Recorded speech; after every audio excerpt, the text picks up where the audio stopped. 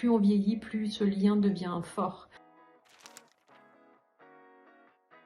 Je suis Cécile Siméon et je suis sur Ewell. Je suis une fan de jeans depuis que je suis toute ado.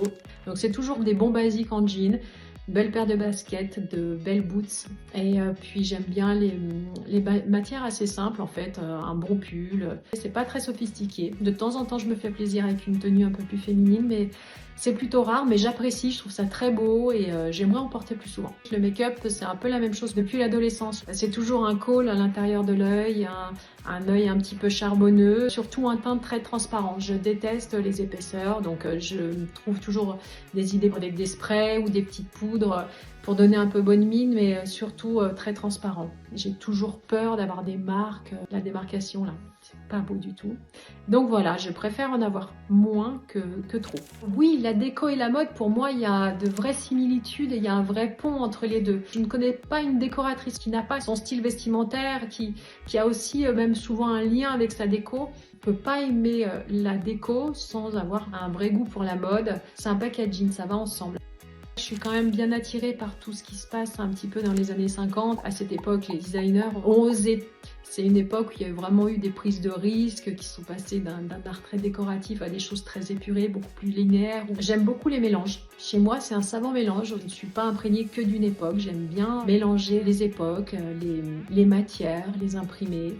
Pour réussir votre déco, ce serait de démarrer avec un objet en particulier. Quelque chose qui vous inspire très fort. Et à partir de là, vous construisez tout ce qui se passe autour. Moi, j'ai un peu cette tendance-là. Pour avancer sur les inspirations, c'est souvent un meuble, un objet fort, quelque chose qui va donner l'impulsion pour aller vers une déco en particulier. Alors, c'est difficile pour moi d'en choisir une. Je trouve que chaque pièce a mon coup de cœur. Dans la cuisine, parce que c'est vraiment le lieu où on se retrouve tous, où on débriefe de notre journée en famille, où on boit l'apéro, où on prépare le repas. Le côté salon, c'est le côté détente. La déco, pour moi, est très importante. C'est les pièces où on reçoit le plus en général. J'aime pas du tout être seule, mais j'aime être seule dans ma chambre quand il y a du monde autour dans la maison. Donc, on va dire que ma chambre, c'est un lieu aussi très important. C'est vraiment un côté cocon où j'aime bien me poser, même travailler. C'est un truc que mon homme ne comprend pas, mais je suis le genre de fille qui travaille assise dans son lit. Plus on vieillit, plus ce lien devient fort. Je pense que quand on est jeune, on ne se rend pas bien compte que tout ça va arriver si vite en fait. Et je trouve que passé 50 ans, je fais bien plus attention justement au sport. Je me suis remise à faire du sport depuis un peu plus d'1 an et c'est devenu indispensable pour moi.